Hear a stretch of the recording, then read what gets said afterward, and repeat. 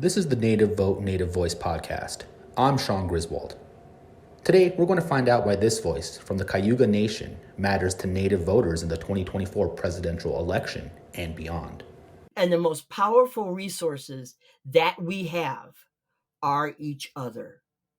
So the time for division, the time for quarreling, the time for I don't like you on the tribal council and all that, it has got to be over, because we are all in this together and we are all Native people and we all need to stick together. The 2024 election is a historical moment that marks how American voters wanted to continue the project that is U.S. democracy into 2025. Donald Trump is taking his seat back into power and rewarding the loyalists that support his cause with a place at the table. We've discussed how sovereign nations will try to find some space in Trump's ear to get their priorities support. The more obvious sovereignty flex for many Native tribes will be in the actions of standing firm, holding the line, and fighting to ensure that Native people will continue to define their role in this country and make sure the U.S. meets its obligations to our treaty rights. Gwen Carr, who is the voice we just heard from and we'll hear more from in this episode, knows the fight all too well. She founded the Native American Caucus in the Democratic National Committee, served as executive director for the Arizona Democratic Party, and has worked on campaigns on the local and federal level, all while ensuring that Native American voices are principal to electoral politics. She joins the show along with Native News Online publisher Levi Rickert to help chart a path forward and build on momentum to get Native voices even louder in all elections. Gwen and Levi, thank you for joining us. We're here to talk about what we can do or what Native voices need to do in order to be heard during a second Trump administration. We want to talk sovereignty. Sovereignty is always the key element here. But from sovereignty, I want us to try to expand and understand a little bit more some of the specific policy items that we're supposed to be granted of under our treaty rights. And we can start just with healthcare. Number one, it's going to be fat. We now understand a little bit where Donald Trump's nominee for health secretary is going to be with Robert Kennedy Jr. That's somebody that Native people are going to have to know a lot about, because that is a post that is primarily responsible for granting us our healthcare services under our treaty obligations. Let's just start right there. How do Native voices get heard in working with Donald Trump just to get access to quality healthcare? I think that the first part of that sentence is, how do Native people get heard in the Trump administration, is the key question for all of the topics that we're going to talk about.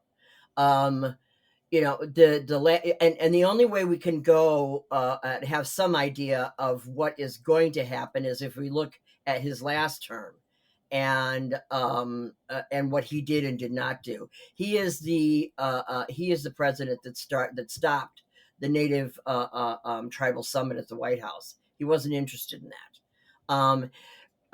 Robert Kennedy Jr. is a cipher in a lot of ways. He has a lot of ideas about healthcare, but he's not a doctor. He's never run anything as large as the Health and Human Services. Therefore, he knows a little bit about Natives because the Kennedys had been, involved in Native stuff since JFK went to the Menominee Reservation in 1961. But the way, I think, the way that you reach any of the agencies, any of them are through our elected officials in Congress, our senators, our Congress people, because I think that even though we have a government to government relationship with the federal government, Donald Trump is not really interested in sovereignty, in anything that has to do with Indians. He does not. And I think that I don't want to sugarcoat this for anyone listening to this program who happens to be Native. I also don't want to say that this is a hopeless endeavor, but I'm not going to sugarcoat the fact that I believe that there's going to be a tremendous amount of elimination of as many things regarding healthcare, education, housing, you name it, in the federal in federal agencies if they can get to it. I think that the best way to deal with Robert Kennedy is to. I mean, I think he'll meet with tribal leaders at first. I do, because I think that he will, want to talk about some of his ideas about, herbs and natural things, et cetera, et cetera. But as an advocate for us with the Indian Health Service and picking the new representative of Indian Health and all of those things, I don't think he's going to be particularly interested nor particularly involved in that. I don't see a lot of advocacy for natives in this administration. I really don't. I wish I could say differently, but I don't. Well, Gwen, Um, I want to mention too, and Sean, that beyond Robert Kennedy Jr., I think we have to be very nervous about what Elon Musk is doing with his new, is it a new agency or whatever it's called, yeah, it's where the Billionaires Club. they will come in and basically want to gut the federal government, and so I think that's the scary part is beyond Robert Kennedy with all his unscientific theories about vaccines, whether they're healthy or not, or fluoride in water. Uh, Beyond that, I think we have to be very nervous because Gwen, you can attest to this. Indian Health Service has been underfunded Forever. historically. I mean, I'm sometimes astounded at some of the numbers. Like we're like like half of what we should be funded at, and it used to be said that if you didn't get to the IHS clinic by June 30th, you don't get any services because Money's gone. you Yeah, don't have money until yeah, October 1st. So yeah, I think absolutely. we have to be a little nervous on that, Sean, and on both fronts here. I agree, and I think that, like I said, I don't want to scare people, but at the same time, people need to understand the seriousness of the consequences of this vote. I believe my own personal belief as a person who's been doing politics and as a person who has had um, experience with Donald Trump personally. I believe that when he gets to it, when he puts his mind, because his mind's like a pinball machine, boing, boing, boing, all over the place. But he doesn't like Indians, and he doesn't like casinos, and so when he gets to that, when Indians get into his brain pan, whatever day that happens to be, I anticipate that he's going to bark orders at whomever to start dismantling all of the native programs in the federal government. And he can do it through Elon Musk and Vivek Ramaswamy or whoever he wants to do it through, but he will start doing that. I believe that we will see. There's also Indian health. There's a bill regarding Indian health that's coming up soon. I think it will pass just because it will come before the end of this Congress. Next Congress, whole different story. Are you talking about the special funding for diabetes? Yeah, Yeah, yeah, we ran a column on that this past Sunday, and yeah. so we are hoping it gets out of lame duck. Seriously, Yes, and I think that natives should push as much as possible on this lame duck Congress. yes. I mean, because it's going to be a Congress. This coming one is going to be a Congress that's fighting every single day about every single thing. Okay, because there's such narrow margins. You've got, you have to get at least two of one party or the other to really pass a bill. And the Democrats aren't going to fold on much of anything. They better not, and they better not fold on native. It's really razor thin, and he's even been amplified with the fact that he has chosen, what was it, 3 members of Congress Well, yeah, I mean, this is pulled not out of Congress, so that margin becomes very, very critical and very, very thin. And if one of them gets sick or yeah, has to go, hit by a and bus. it happens. They die and they go on chemo or Yeah, whatever. right, whatever. All of a sudden, uh, You got not. You got even Mr. Steven. Jeffries could become speaker shortly. It's really Yeah, well, I think a lot of this speaks to the governing aspect. I think what's something I've been saying a lot and talking with a lot of different people since the election is that Donald Trump can win elections. He's proven that twice over. He thinks he's won 3 elections, but we've never seen him govern. correct. He doesn't know how to govern, and we saw so much of that during his first term. If his effort at governing is to cause disorientation and to not fill cabinet posts or to fill federal positions and just sort of halt and slow down the functions of the government, it can be effective, but that there's no real principle philosophy behind that. It just seems very random. But I want to go back to something that you mentioned about Vivek and Elon Musk. So they did meet. It's a council that's called itself a department that is an executive group. Exactly. And in a lot of ways, how do you pronounce it? How do you pronounce it? They call it Doge. Doge, which is ironic because the head of the city of Venice is called the Doge. The castle, okay. the palace is So called DOGE, correct? DOGE. Yeah, I wasn't quite sure how to pronounce it. Of government, whatever it is, efficiency.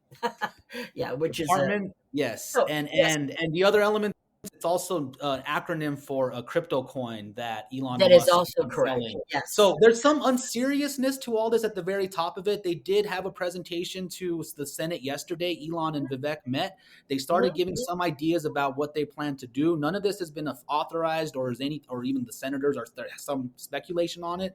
But one of the very top elements, because their goal here, at least is what Vivek and Elon say, their goal here is to find what they call red tape and inefficiencies in the federal government and then try to market a solution through technology or some other private sector element that can cut that government service to what they believe is streamline it and cut government waste. Right. Now, putting it in the millionaire's hands. Which, yeah, I mean, there's a lot of elements and it's somewhat principled, old school Republican sort of messaging of let's just reduce the federal government. But in practice, we may not see what it actually becomes because in the very first instance from this meeting with Congress yesterday, Elon and Vivek identified the largest agency, federal agency they identified some massive cuts they want to propose was within the Veterans Department, the VA.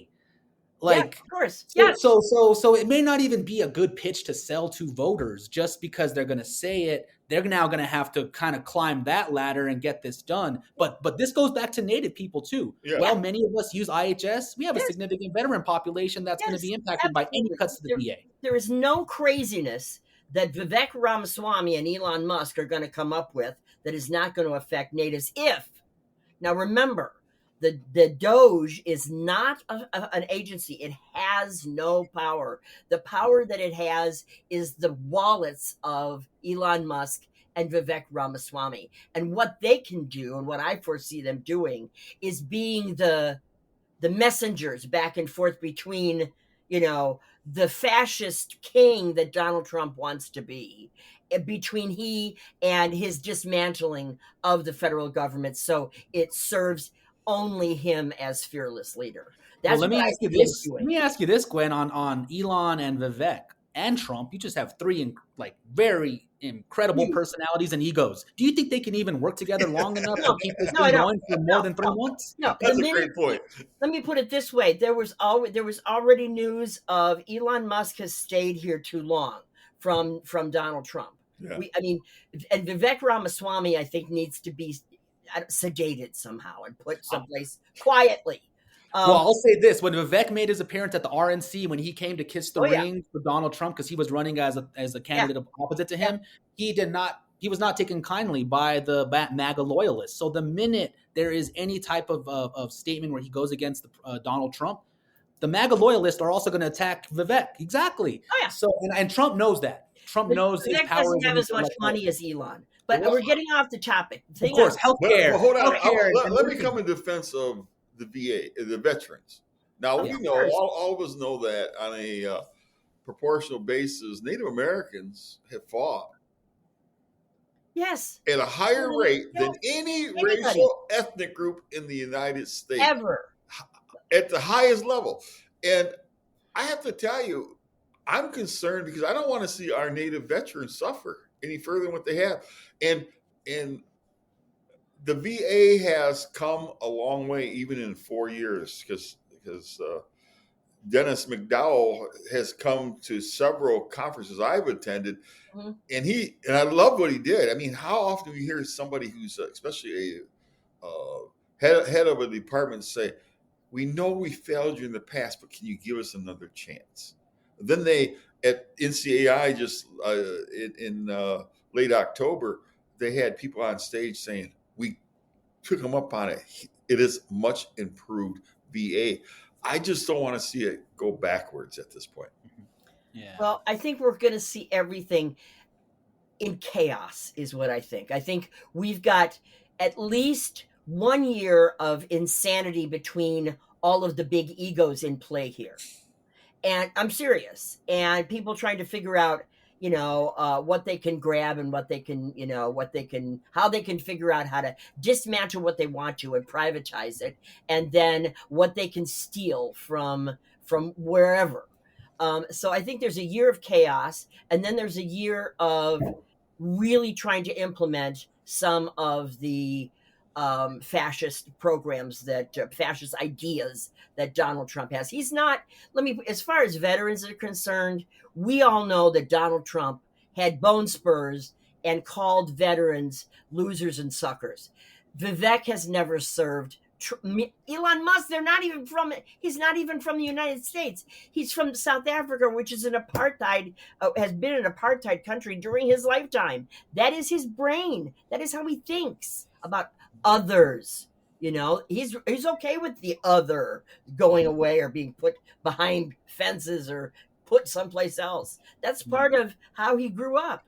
Okay, and he doesn't seem to have a lot of empathy. None of them have empathy. Well, Which is the first.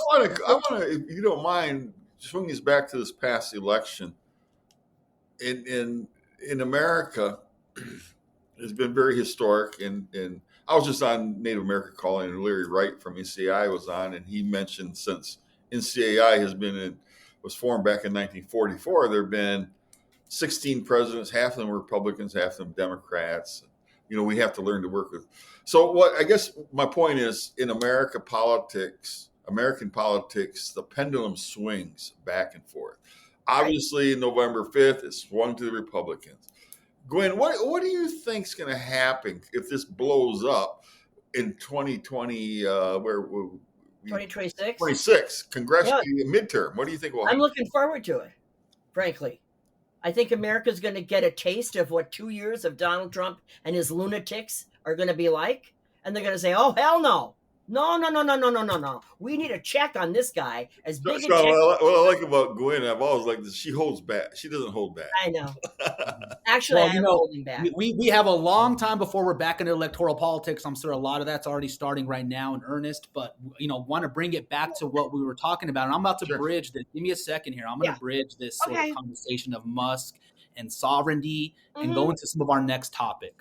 Okay. So, number one, if we're going to look at Doge just as a concept and a principle, as a vehicle to cut government waste and government inefficiency, there was a point made in the early part of this podcast that said the federal government has never even fully funded the sovereignty programs that we're supposed to have. True. IHS has never been fully funded. So at the very beginning, you can't even start cutting government waste on programs that have never been fully funded or actually work the way they're supposed to. So I think that's going to be a non-starter that can start. But to bridge that into education, another space of sovereignty that Native people will have to push for, whether through Congress, through the local level, or even through tribal governments. Right. Another element as well that has not ever been met by the federal government, and we're coming out of a major investigation that shows, in fact, it was a tool for genocide with boarding schools. Mm-hmm. Yes, I know. So let's now take this principle. Okay, you're going to cut government waste and you're going to identify problems with the Department of Education. What are Native people going to do to have to ensure that the U.S. government is meeting its treaty obligations to providing us access to quality education in this country? Also be facing all this. I think Indians are going to have to fight like hell. That's what I think. I think every Native person who is in a leadership position or a political position has to fight like hell, because these people are not interested in governing. They're interested in pillaging and taking a democracy and torturing it into some sort of fascist autocracy. And that's really where tribal people have to understand. One of the things that we've done forever, and to sometimes better than others, is know thine enemy. There is no better time to know our enemy than right now. These people are not our friends. They've never been our friends. They've shown us that they're not our friends. If Donald Trump hung a picture of Andrew Jackson and called Elizabeth Warren Pocahontas one more time, I thought my head was going to blow off. So, I mean, you got to remember these things because they matter. What is past is prologue. Okay. So Native people have got to figure out ways to fight like hell.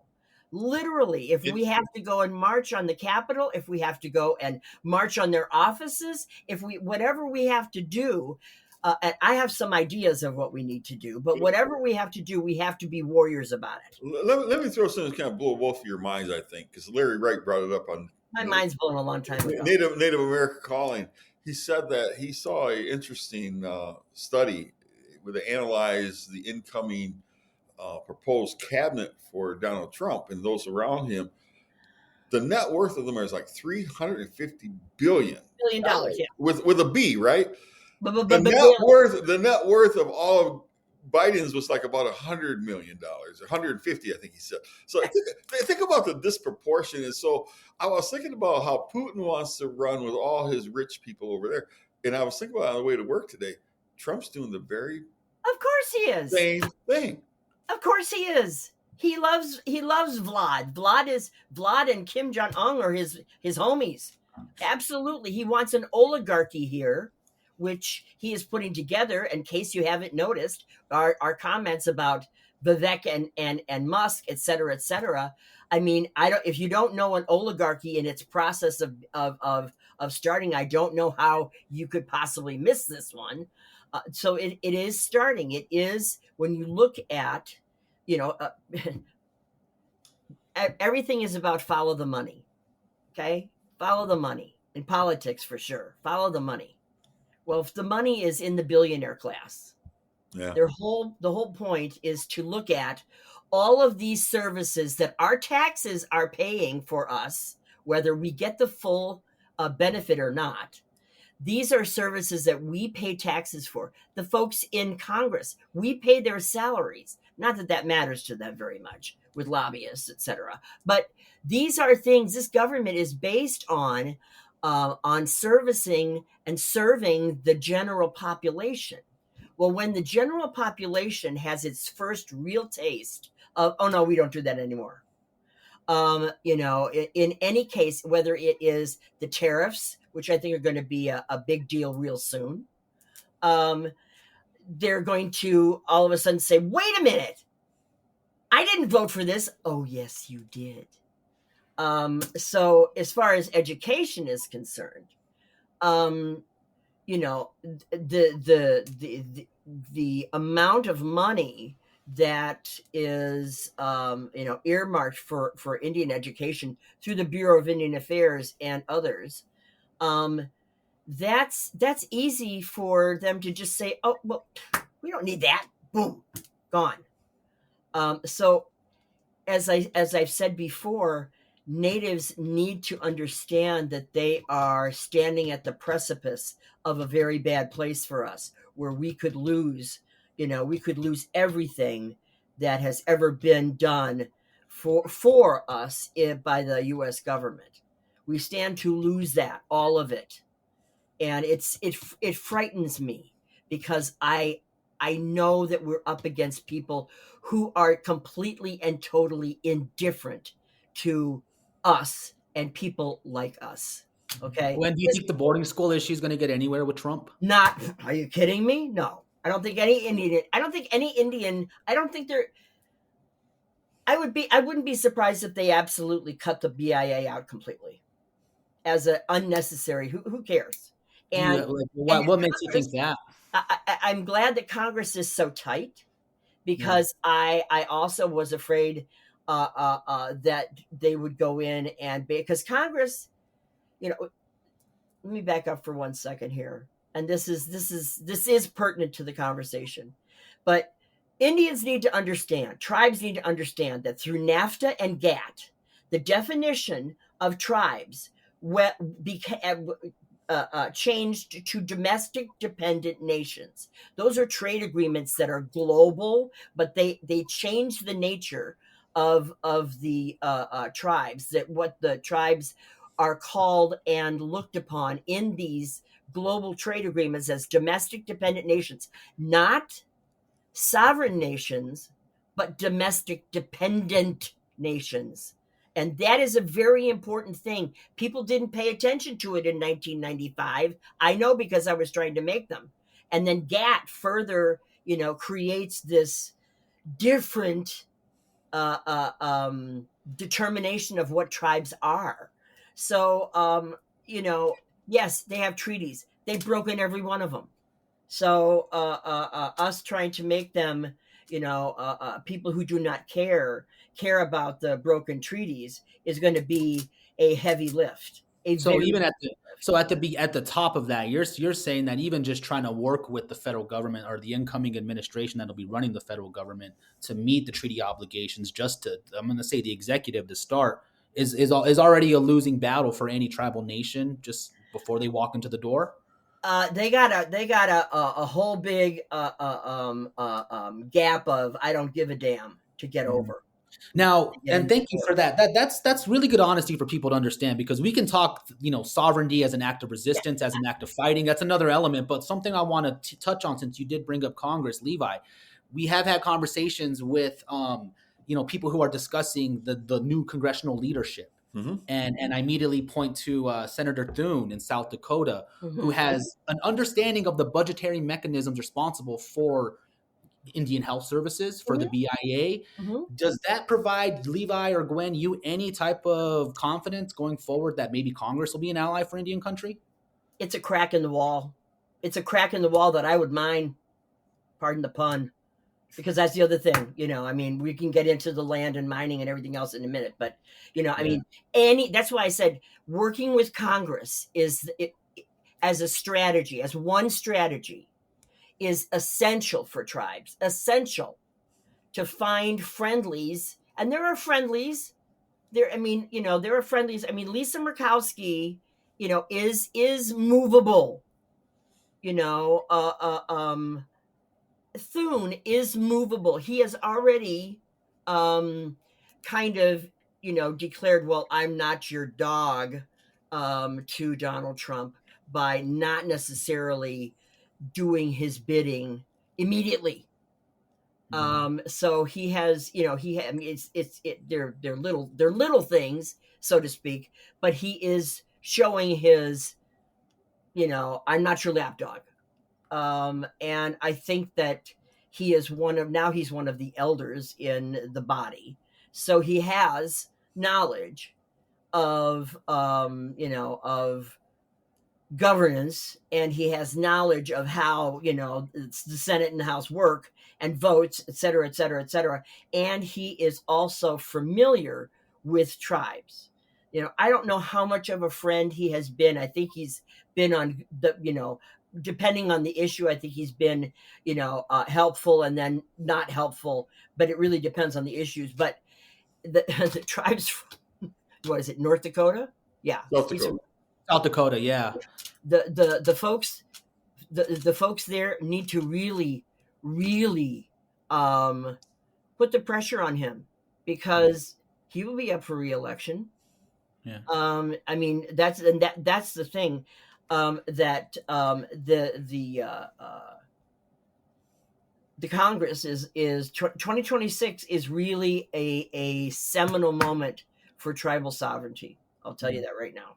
Levi, I have to ask you that same question on Congress, and if you have any thoughts on what Gwen had to say. It kind of hits the tone of this sort of Indian 101 we talk about. Just Congress people knowing who we are as one good step going forward, but it's not ultimately the only step they need. But I want to get your thoughts on how Native people are going to have to work with the Republican-controlled Congress. Well, one individual gives me hope, and that is Tom Cole from Oklahoma. He is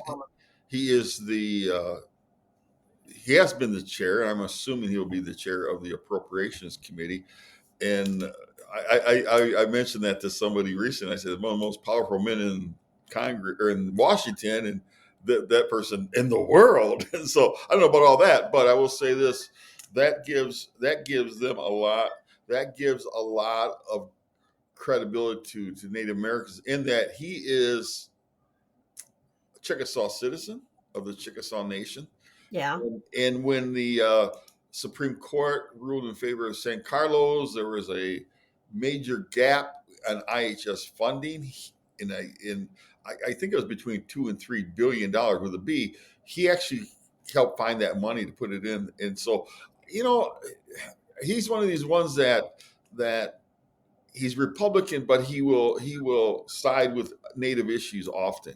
As being a Native, not 100%, but so he does give me hope. Of course, Yeah. Senator Mark Wayne Mullen has introduced a couple of things that have surprised me in a very good way, but the jury's still out on him as far as I'm concerned. He's a MAGA man, but he did give resistance to Gates, so that gives me hope too. So.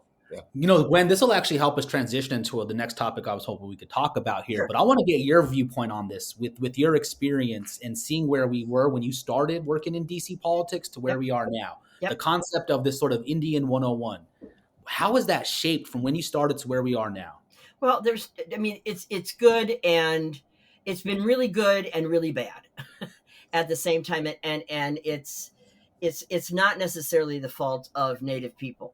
But, when I started at the DNC in 1996, I was the first national political director, and I was there until 2000 when I went to be the executive director of the Arizona Democrats, which was a whole nother story. But I was there for 4 years. That's how I started the Native Caucus.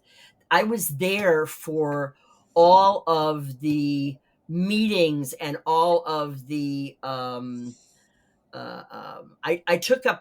I made the Native space within the DNC. Okay, I carved it out of the space that was stuck with a million other people, and but what they have done since, and I don't know what this says about me, but what they've done since is a lot of ways they've cheaped out. They get people in like a year before the presidential, because the DNC technically only does the presidential races. The DSCC, the Senate Committee, the DCCC, the Congressional Committee, the DGA, they're all supposed to work. The alphabet soup is all supposed to work in the Senate and Congress and governors, etc. The DNC is supposed to play in the presidential, but it also is the head of the national party. And they have had people come in about a year or so before the campaign, and they're barely finding where the bathroom is before half of the year is over. They don't necessarily understand how the DNC works. They don't understand the limitations that have been put on people in the DNC, the Native people. There were no limitations as far as I was concerned. I represented all the tribes in the country, and I was going to make damn sure that everybody in that place knew it. And I fought like a Wolverine to get Natives at events and in the public eye, and in the public eye with the Democratic National Committee, and have the caucus meetings and invite state chairs and everything I could think of to do to bring visibility to Native people. Since that point, that has not happened again. I have not seen it. The only thing I can say is the people that have taken over, and I have to give Frank Lemire some props here. God rest his soul. Frank Lemire and I found Frank because he was the only elected Indian official in the country, in a state party. That's why he became the caucus chair, and he carried that caucus chair on his shoulders for years, alone a lot of times. And he built coalitions, et cetera, et cetera. But when I went to the DNC this past summer in Chicago, which is kind of full circle because I started at the DNC thing in 1996 in Chicago. But when I went there were a lot more people. There were a lot more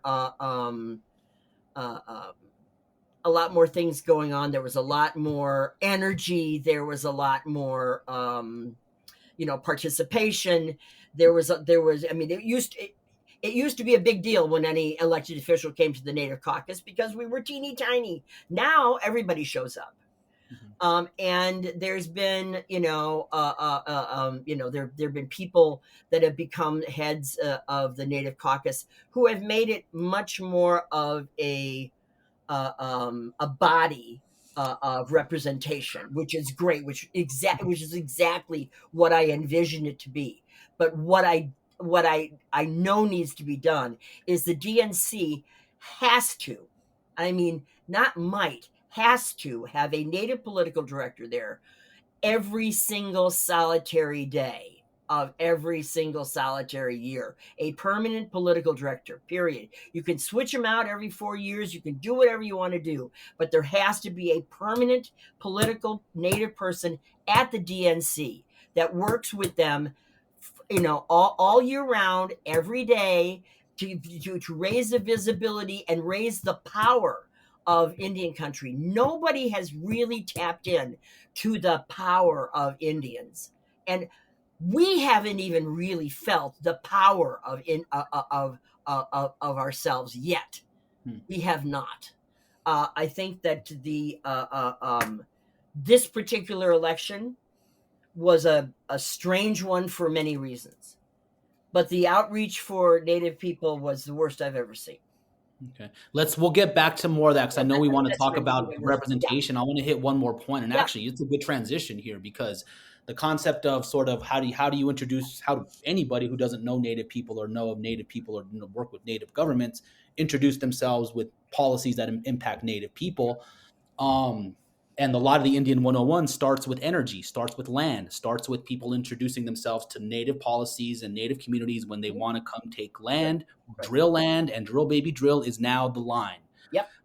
So when you talk, I mean, we just said power. Like this is part of the U.S. domestic energy policy, and Native people are already lining up. Native nations are lining up to find whatever role they have.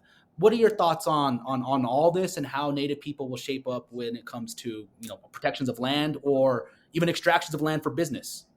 Well, this is, and I'm glad you brought this up because this is the real issue here. I mean, you saw what Natives did for the DAPL, the pipeline. A number of years ago, where they stood in front of the water cannons, et cetera, et cetera. I think we're going to see a lot more of that. First of all, the drill baby drill is the thing, but you've also got Lil Elon in there, and he already said that he wants to. Well, there's a couple things going on. He basically he wants to make sure that his Teslas are the EVs, okay, and all of his government contracts. I mean, the guy is just lousy with government contracts, okay. So what we're going to see is, and this is where it really scares me, is most of the available resources for oil and gas, which are old fossil fuels, but also the new lithium and all sorts of other copper mines and all of the other minerals that go into batteries for electric cars require mining. It is not clean energy. I mean, it is not. Getting the cars built is as dirty as it gets. I mean, I had an experience with the Oak Flats and looking at the copper mine and their proposal to blow it up and drop it 5 miles down into the earth after they extracted the largest copper thing in one of them in the world. So Native resources are going to feel the movement of this administration quick, real quick. I will say Thacker Pass, being a major lithium mine site in Nevada, has been contested and fought by tribes there, and it has approval to move forward. And while that is not something Tesla has current investments in right now, I believe it's GM that is running with that one. There is going to be this expansion that is going to ultimately lead to more extraction of native lands. Absolutely. Absolutely. Levi, I got to get your thoughts on this. I mean, is this just business as usual? That when Native people, when the very first introduction to talking to Native people when it comes to the federal government is, hey, look, what do you have on your land? What can we take?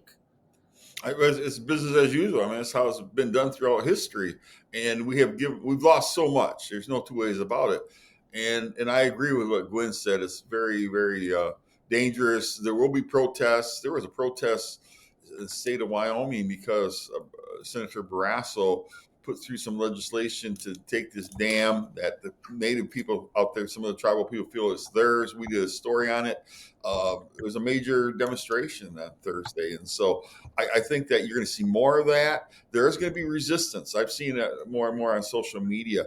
I do want to say this, Sean, that when we did our polling this year for Native News Online for the election, all 4 cycles of that polling, sacred sites was like top of the list. Very, very close second was tribal sovereignty. So they kind of go hand in hand. Yeah, they do. The sacred sites is so.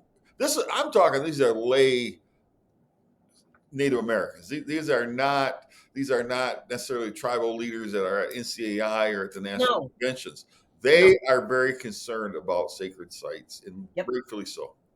Because that is a line in Project 2025, which we were lied to and said that was not supportive of the president. But now everybody who wrote it is now going to be part of this new administration. Is to cut out the Antiquities Act. That I have a bridge to sell you in Florida. Yeah, exactly. But a line there in the Interior Department is to reverse the Antiquities Act, which is a protection space for so much of those natural lands that are part of land-based religions, which is our way of life. And there has been a major a development in the Biden administration. Her name was Deb Haaland as Secretary of the Interior.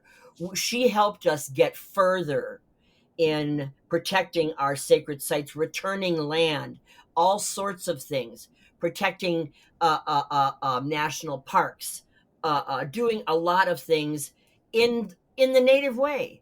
Which blew my mind that Indians would not vote for somebody who was part of that administration and could very easily keep her as Secretary of the Interior, but they didn't. So we have an oligarchy, billionaires who want to take what they can from the land, and they don't care about sacred sites.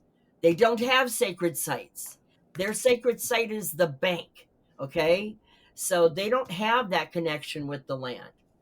I mean, nobody has that kind of connection with the land in this country but us.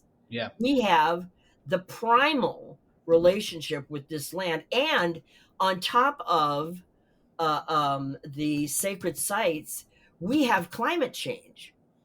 So we have drill, baby, drill, dig, baby, dig, climate change, and how in the hell are we going to protect our sacred sites? Mm-hmm. We had a good thing going with Deb Haaland as the Secretary of the Interior. I believe even if she had not stayed in that position, there would have been another Native person put in that position. Well Gwen, I want to say this, and we've written this and talked about it, is obviously Native Americans during the Biden-Harris administration had what I call a moment. Yes.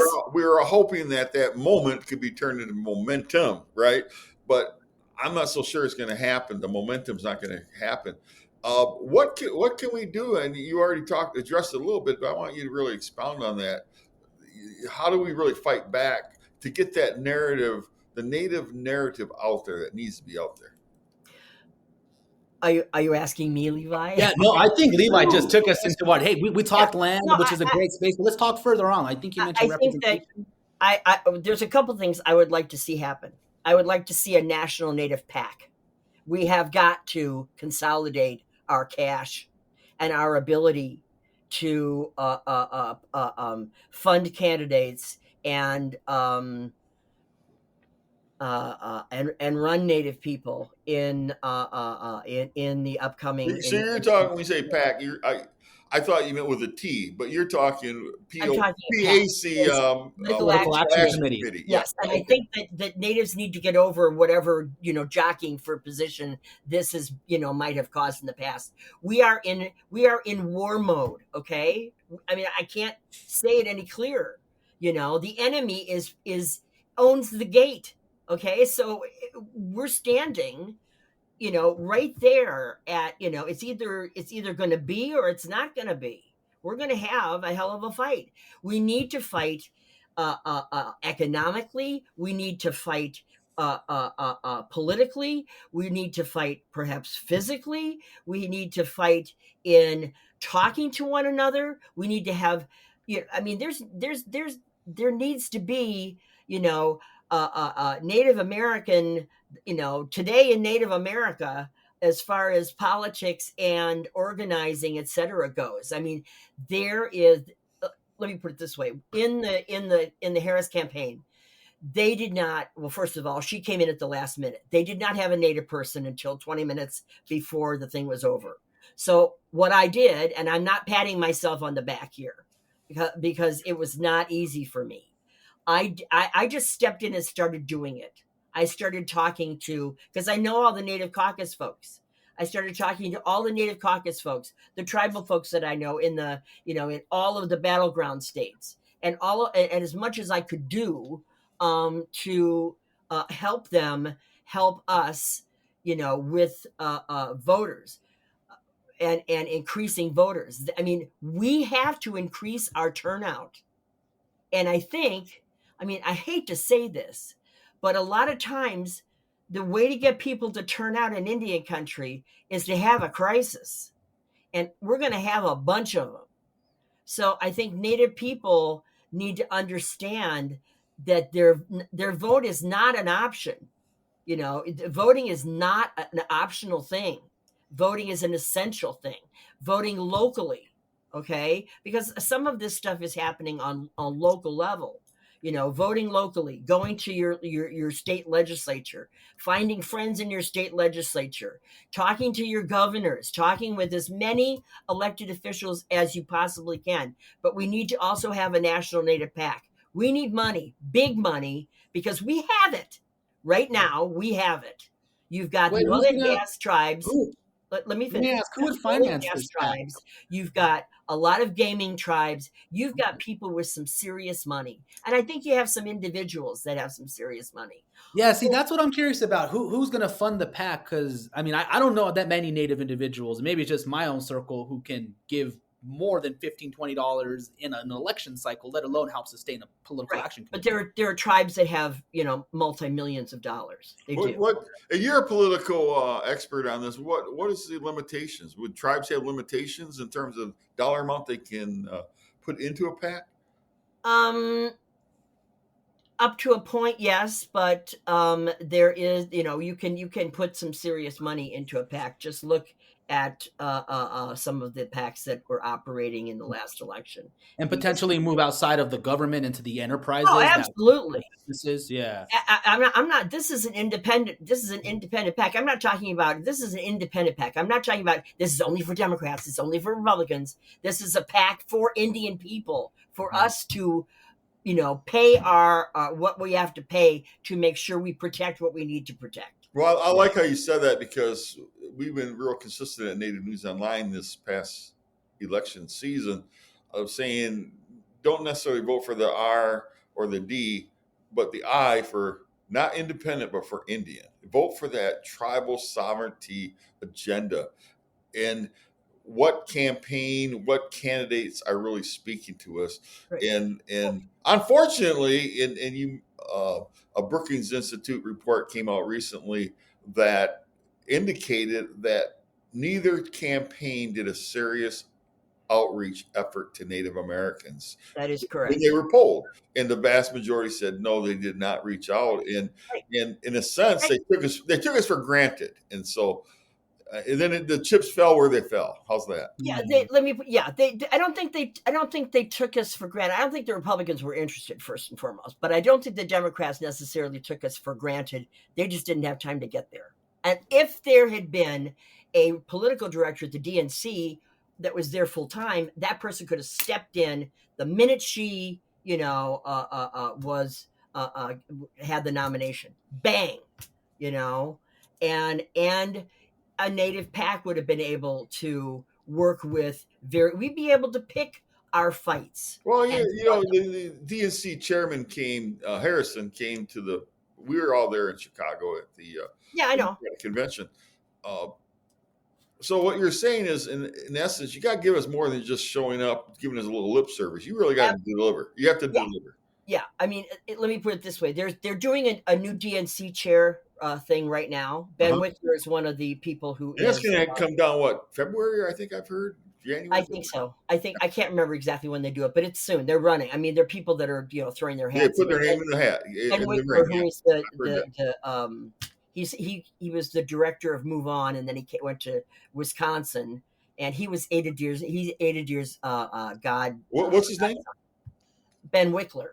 He's the head of the Democratic Party in Wisconsin. He's thrown his hat in for DNC chair, and whoever throws their hat in for DNC chair and gets that is going to have a visit from me, because they have to do some stuff that is going to require them to not take us for granted, to have a very visible and powerful and effective political leadership, and to not have us, out there on our own. We have supported both Democrats and Republicans in our votes before, but we are at a point now where we're not really dealing with Republicans. We're dealing with a cult. These people are not your average elected officials. There's some real Looney Tunes in this bunch. They're loyalists to President-elect Trump, and they have now almost a decade straight of loyalism in the political realm for him now. Yes, I do want to bring up one thing before we get too deep and we run out of time here, but back to the outreach for Indian country. Was it just Tim Walz? It seemed like that was kind of the really only overture to Indian country was, hey, elect us, Peggy Flanagan will become the first Native American female governor of Minnesota. Yeah. Was that really all they rested their laurels on? Because that's kind of all that I viewed it as. I can't say what they did in the campaign except put somebody on there in the last 2 weeks of the campaign. What are they going to do? Mm-hmm. I mean, really, what are they going to do? So I don't have. I think Tim Walz was basically the poster child for Indians. Oh, he has an Indian. Let's make that our thing. And that's fine. And Peggy is a great person. I think she'd be a good governor. But that had nothing to do with the issues that face American Indian people. Our indigenous issues do not rest upon having a vice president who had a Native lieutenant governor. Yes, it would be great to have a Native governor. That would be fantastic. And we damn well better get some pretty soon, because I don't know what everybody's waiting for. It is time to, set our sights on, I'm not just going to support this particular candidate. I'm going to be the candidate. And I'm going to have the resources that I need to have to be elected. I'm not talking about me personally, but, you understand what I'm saying? Yeah. Gwen, you're getting to a point of empowerment where I can imagine somebody listening to this is like, hell yeah, where do I sign up? So if somebody wants to take, like a Native person listening to this right now, wants to get involved, what do they do now, Gwen? Call me. I mean, we'll have contact info. Who else are they going to call? Really? Who are you going to call? Seriously, call me. And I actually had a gentleman approach me about creating a PAC last night. And so especially in your mind, you need to start thinking about, hey, I have a question. I want to go back to the new incoming chair, who we don't know who it's going to be. And to Sean's point, average Native American listening to this, who can they call? How can they have influence on who that next chair is, so that they know the Native Caucus, so that they know the Native agenda is going to be promoted at the Democratic Party? Well, first of all, the Native Caucus is the one that should be setting the agenda. Okay. There are people in the caucus who are DNC members. You have to be a DNC member to vote for your chair. Okay. And that is the national DNC meeting, which is, it's February. And so that's when everybody has a chance to run for a while, consolidate their power base, etc. Call people during the holidays and get those votes. Exactly. Yeah. It's like Merry Christmas, and now I'm going to, tell you why you need to vote for me for DNC chair. Yeah. I mean, but the thing is that given the, I would like to see a fighter in there. I mean, Jamie was a great guy. I liked him, but he wasn't a fighter. Not a fighter. We need a fighter. We need someone who basically, in the Democratic Party, believes in the things that have been written down and the things that the DNC has voted for. The DNC voted the first time they actually acknowledged and voted to support sovereignty was in 1997, when Frank and I put a piece of 1997. So that's and then they did it again. Not even quite 30 years. 30 years. Right. So it's time. It's time for them to, and this is why, politics respects two things: votes and money. They go hand in hand. Yeah. You do. I mean, just turn on the news. Votes and money. Why do you think that, little Elon and Vivek, the billionaire twins are marching around doing what they do? Nobody would have any time for them if they didn't have billions of dollars. They wouldn't be where they are. Nobody be talking to them. They're weird. Hey, I want to do a major pivot, and I'm going to let Sean ask some questions, another question. But can you tell us, because I love talking to you, you go back to the Clinton administration. Yes, I did.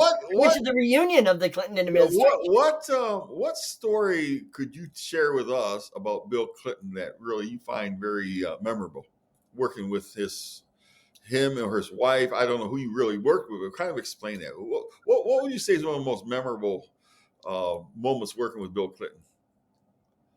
Well, we started the National Urban Indian Policy Coalition at the White House. We did the first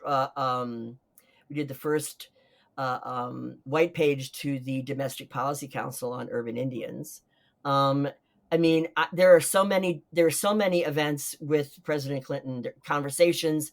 The man had the ability to just, when he put his focus on you, it's as if there was no one else in the room. I've heard that. It's really true. I mean, but he zeroed in on that person. Yes. Huh? He zeroed in on that person, gave him the complete focus. I've heard that. Yes, that's very true. And I think my most memorable meeting or memory of President Clinton was actually meeting him, because I had pink eye, and I had been at a hotel with Tom White Wolf Fassett, who was the General Secretary of the United Methodist Church, and a Seneca. And so we were at this thing where the Christian youth were having their youth conference, and what's his name? The guy, he was the Speaker of the House. Why is my brain failing right now? Would have been Foley back then? No. He was the head of the kind of the Christian. He was the Speaker of the House. And he was the one that said that women could not be in the military because we got infection. Newt Gingrich. Thank you very much. So anyway, so Newt's there, and Newt, the General Secretary's office is the only privately owned office building on Capitol Hill. It's right next to the Supreme Court. The apartments for the Speaker, et cetera, are in that building. So they know each other well. So he introduced me to Newt Gingrich. I shook his hand, and that night I was supposed to go and meet President Clinton at the White House. And I got back to my hotel room, and I was sitting there. I was watching television, and I kept blinking. My eyes were bothering me. And it was like this, I couldn't see. And there was like all this stuff in my eyes. And finally I realized, oh my God, I've got kids. So I'm like, I have pink eye. I called my mother in Chicago. She called her doctor. They sent me a thing in Washington, D.C. for my eyes, and I couldn't wear makeup. I couldn't do any of that stuff. So I put a pair of Ray-Ban sunglasses on. Okay, I'm wearing a black dress with black sunglasses on, and gloves. Okay, because I'm not shaking the hand of the president of the United States and giving him pink eye. Okay, so I go there and I look like, well, I don't know what I look like, but I went in there and I said, This is a Mr. great President, story. I'm terribly sorry to come in here looking like Ray Charles, but I I was at a luncheon today with Newt Gingrich and shook his hand. And he said, I know he said that women can't be in the military because they get infections, but what he doesn't mention is he's the one that gives it to us. And he just laughed. He laughed and laughed and laughed. And so when I saw him at the convention over the summer, because he started calling me Ray. That's what he called me. Oh, Ray. that's funny. That's funny. And I don't even know if he remembers my name, but he called me Ray. And I said, Mr. President, it's Ray. I'm sorry, I don't have my sunglasses on. Maybe I should put my sunglasses on so you remember me. He goes, Ray! So, only in my life would that happen. So that's a great really story. one of my favorite stories about Sean, bring this podcast home for us, would you? I think that thank you for sharing that story. Really, Gwen, Levi, we have a lot to think about and all the conversations we've had. This is going to be probably one of the last times we talk before we get back into the next year. But even with people who have this idea that they can work with the Trump administration, it still has similarities to people who are going to oppose it. Is that we have to fight as Native people. Fight. Warriors. We are warriors. We are warriors. Gwen said we need more warriors.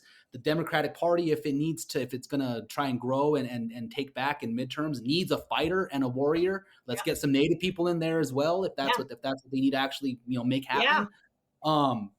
This is not the time to cower. And as Native people, we know how to fight. Right. Yeah.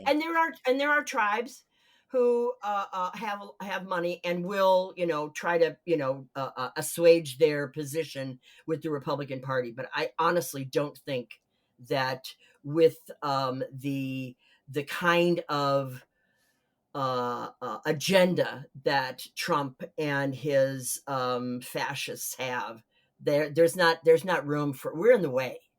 We're in the way in just about everything, especially access to natural resources. Mm-hmm. It's going to be the Dakota Access Pipeline all over this country. Mm-hmm. We're going to do Oak Flats all over again. So yes, warrior the hell up. Warrior up. Get involved. Look what our First Nations cousins are doing with Enbridge. They stopped that project right there. Exactly. And, Andrea Pearson, the Michigan, Anishinaabe Caucus, they did a phenomenal job. That's but they were on it every single day. Okay. So if there is a Democratic Party, there needs to be a Native caucus in there. Okay. The Native caucuses that are there need support from their party and money. Okay. And there are Native caucuses in Wisconsin, Michigan, North Carolina, Arizona, New Mexico, California, Oregon, Washington State, Montana. I can't think of anybody else at the moment. And Oklahoma needs to stop being on the sidelines for everything. Honestly, they need to start understanding that their votes actually matter, because the natives in Oklahoma do not vote. And there's 39 tribes there, and there's a whole hell of a lot of voters. So, somebody has to take on Oklahoma. Somebody does have to take on Oklahoma and the Democratic Party there. So, Glenn, I want to nominate you. I want to go run through a wall right now. I want to run all the way to Oklahoma and knock on the Cherokee's door and get to work. I either want to be the one that goes back to the DNC and sets up the office so other people can follow me, because I don't have to stay there all the time, or I want to run the pack. Okay, either one. That's what I want to do.